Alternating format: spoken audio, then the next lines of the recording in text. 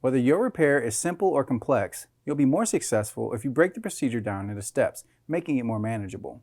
I'll take you through this part replacement repair one step at a time.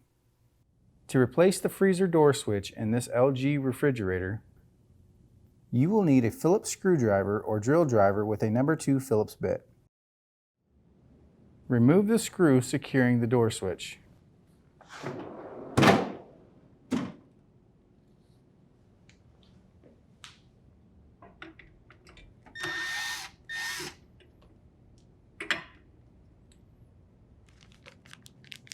To install the new door switch,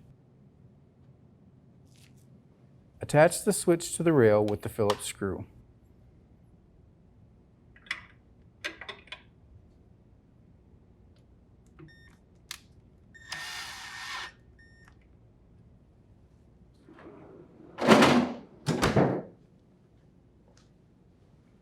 The LG refrigerator should now be ready for use.